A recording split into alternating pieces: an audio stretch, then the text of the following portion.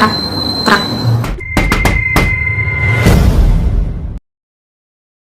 Halo semuanya, balik lagi di channel aku. Terima kasih udah ngeklik video ini. Dan seperti biasa buat kalian yang baru di channel aku, jangan lupa subscribe di bawah. Dan jangan lupa juga untuk nyalain notifikasinya agar kalian tidak ketinggalan dengan videoku selanjutnya ya.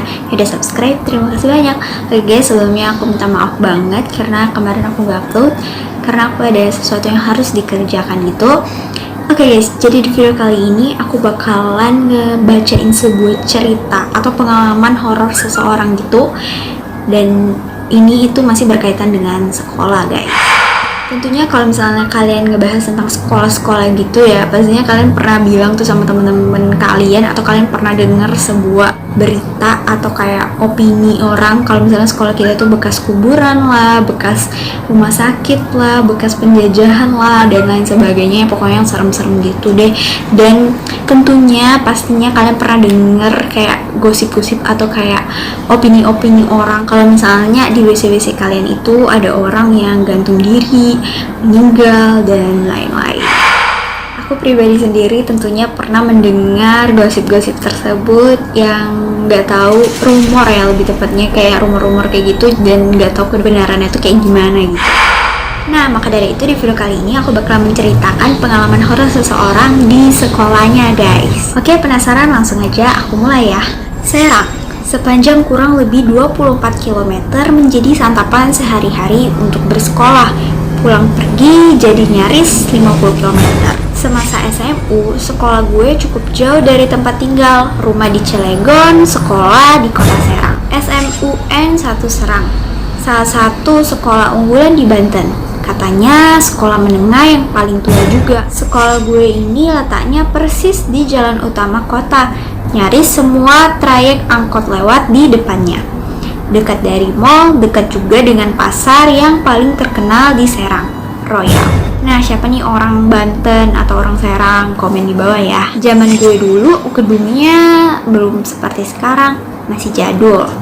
Baru direnovasi total beberapa tahun setelah gue lulus.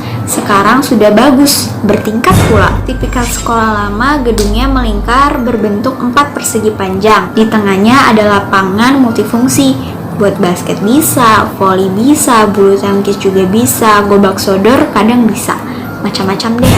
Gerbang masuk berada paling dekat dengan jalan raya. Gak punya tempat parkir luas, hanya muat beberapa mobil dan motor saja.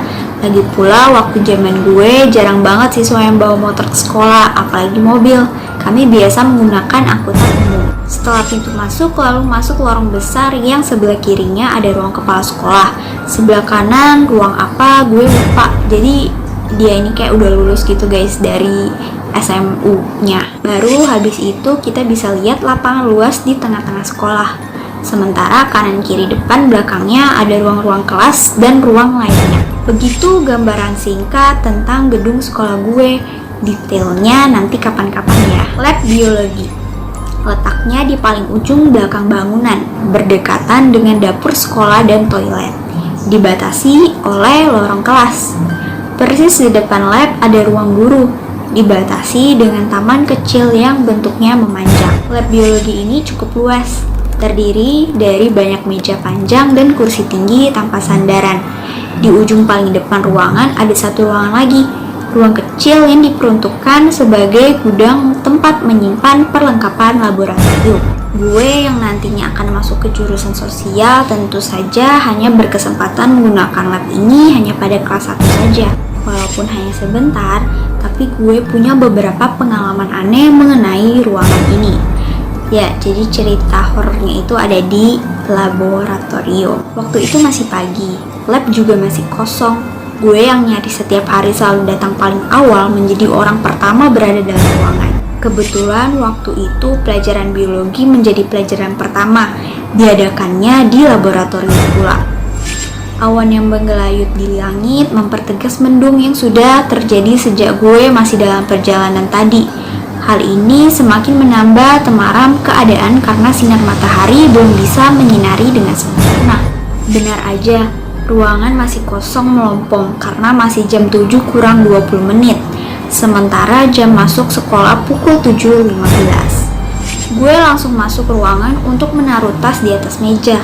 memilih kursi paling depan pojok kiri, persis di depan pintu ruang kecil yang diperuntukkan sebagai gudang tadi. Tapi kalau mau dirunut ke belakang, dari awal menginjakan kaki di lab ini, gue sudah merasakan ada yang aneh, terutama dengan gudang di pojok itu. Beberapa kali gue merasa kalau di dalamnya seperti ada aktivitas ketika ruangan masih sepi ataupun sudah ramai siswa-siswi. Begitu juga dengan pagi itu, ketika gue pertama masuk ke ruangan sudah merasakan ada yang aneh. Hal pertama yang gue lakukan adalah menyalakan lampu yang saklarnya berada gak jauh dari pintu masuk. Setelah lampu menyala, barulah ruangan menjadi terang. Tapi tetap masih seperti malam karena di luar cukup gelap akibat mendung tadi. Berjalan ke sudut ruangan untuk menaruh tas, pada akhirnya gue harus lewat depan pintu ruang kecil. Saat itu nggak terjadi apa-apa. Tapi ketika tas sudah berada di atas meja dan posisi gue membelakangi pintu ruang kecil, gue mendengar sesuatu. Wah, siapa nih yang suka datangnya itu kepagian kalau ke sekolah, guys? Komen di bawah ya. Aku pun juga kadang-kadang aku juga pernah datang ke bagian gitu dan benar-benar kosong banget tuh kelas, sampai kayak aku juga kayak rasanya kayak serem banget sih kayak gitu kan. Oke, kita lanjut. Jadi dia itu dengar sesuatu yang bunyinya trak trak trak trak trak, kira-kira seperti itu bunyinya, trak trak trak, gimana ya, trak trak trak gitu. Gue langsung balik badan dan memperhatikan pintunya. Suara apa barusan? Pertanyaan itu yang ada di dalam benak. Kemudian hening, gak terdengar apa-apa lagi. Namun gue terus memperhatikan pintu ruang kecil. Beberapa saat lamanya gue masih berdiri diam, sampai akhirnya bunyi itu muncul lagi. Trak, trak, trak, trak. Seketika itu pula gue merinding. Perasaan tiba-tiba jadi gak enak. Langsung ambil langkah cepat keluar ruangan. Gak mau menuruti penasaran. Rasa takutlah yang menang kali ini.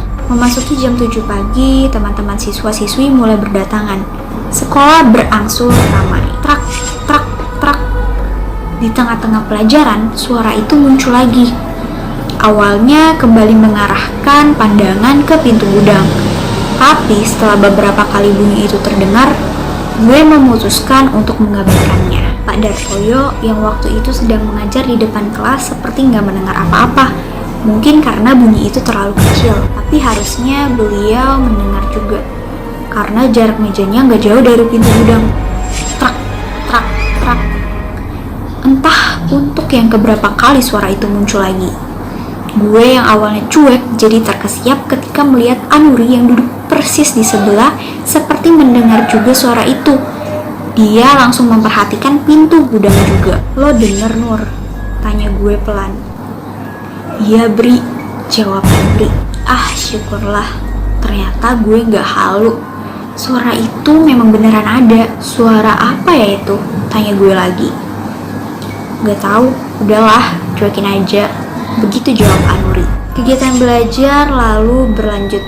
Sesekali suara itu muncul lagi dan lagi, sampai pelajaran selesai. Selanjutnya, nyaris setiap di lab biologi gue selalu mendengar suara itu lagi.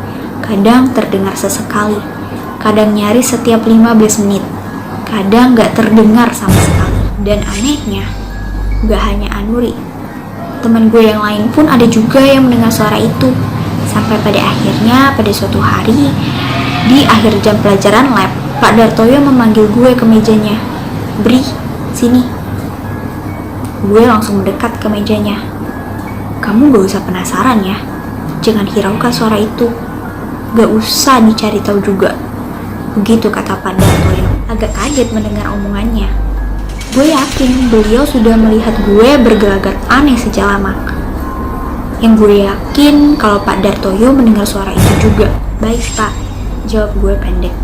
Lalu kami pergi meninggalkan ruangan.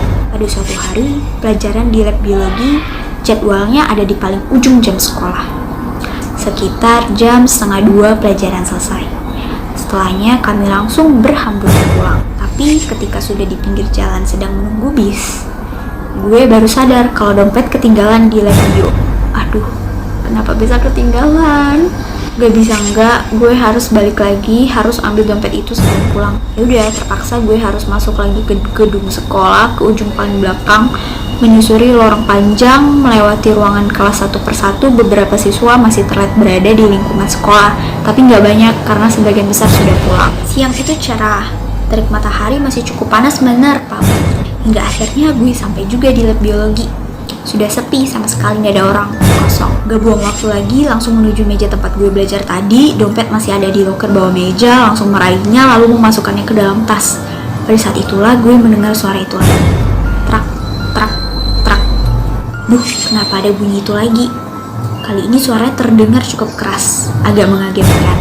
Refleks gue langsung melihat ke arah pintu, lalu terdiam sambil terus menatap. Ada yang aneh, ada yang beda dari biasanya. Ternyata pintu gudang sedikit terbuka, ada celah kecil, tapi gue tetap gak bisa melihat di dalamnya.